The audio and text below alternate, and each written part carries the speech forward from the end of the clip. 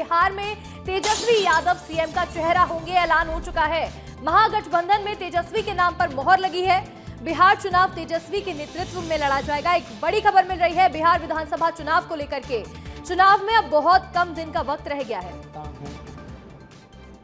उन सब लोगों को दिल से हम धन्यवाद देते हैं और उन सभी लोगों से जरूर कहना चाहेंगे कि जो उम्मीद, जो विश्वास आप लोगों ने हम पे जताया है, उस उम्मीद पर हम जरूर खरे उतरेंगे और मिल करके जो डबल इंजन की सरकार है, एक इंजन भ्रष्टाचार में है, एक इंजन अपराध में है, ऐसी 20 साल पुरानी निकम्मी सरकार को हम लोग उखाड़ करके फेंकेंगे।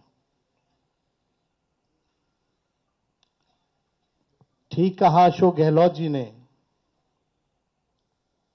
कि भाई हमारा तो जॉइंट प्रेस कॉन्फ्रेंस भी हो गया, इससे पहले कई राउंड हम लोग साथ भी बैठे, लेकिन हम लोगों ने नीतीश जी के साथ जो अन्याय हो रहा है एनडीए में, एक बार भी कोई भी जॉइंट प्रेस कॉन्फ्रेंस नहीं की गई है और ना ही ऑफिशियली रूप से मुख्यमंत्री का चेहरा घोषित किया गया है। तो हम लोग तो शुरू दिन से ही कह रहे थे कि भाजपा के लोग नीतीश जी को दोबारा मुख्यमंत्री नहीं बनाएंगे और इस पे और किसी ने मुहर नहीं लगाया है, बल्कि अमित शाह जी ने एक बार नहीं कई बार इस बात को बोला है कि विधायक दल की जो संख्या होगी वो तय करेगा। लेकिन अमित शाह जी से हम जानना चाहेंगे, इस बार आप ये बात कह रहे हैं, पिछले बार तो ये बात नहीं थी। यह लगातार 20 साल से एनडीए की सरकार है, हमेशा से मुख्यमंत्री का चेहरा आप लोगों ने घोषित किया। आखिर क्या कारण है कि इस बार आप नीतीश कुमार जी का मुख्यमंत्री के चेहरे का नाम का घोषणा क्यों नहीं कर रहे? अब ये सवाल बड़ा खड़ा होता है।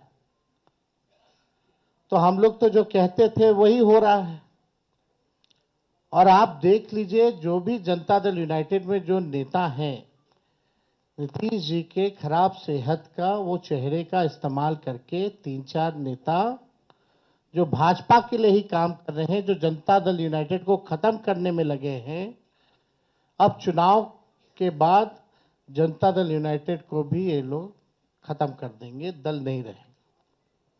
यानी आप मान के चलिए कि नीतीश कुमार जी का ये आखिरी चुनाव है।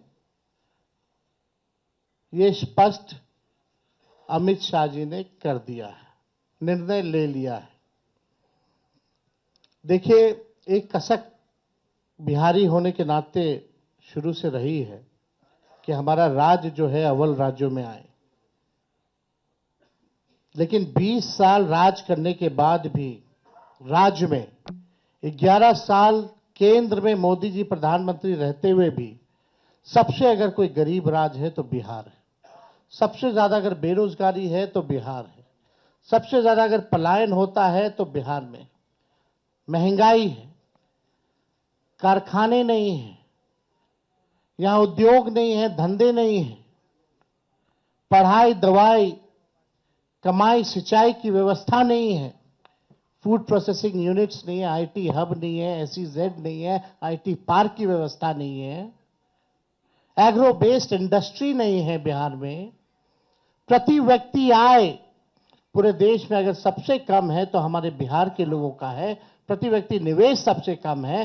किसानों के आय के मामले में बिहार सबसे फिसड्डी है और यहां अपराध चरम सीमा पर है। 70,000 से भी ज्यादा हत्याएं 20 साल में हो गई, ना सुनवाई है ना कार्रवाई होती है। भ्रष्टाचार ब्लॉक थाना चले जाइए, बिना भ्रष्टाचार के, बिना घूस दिए हुए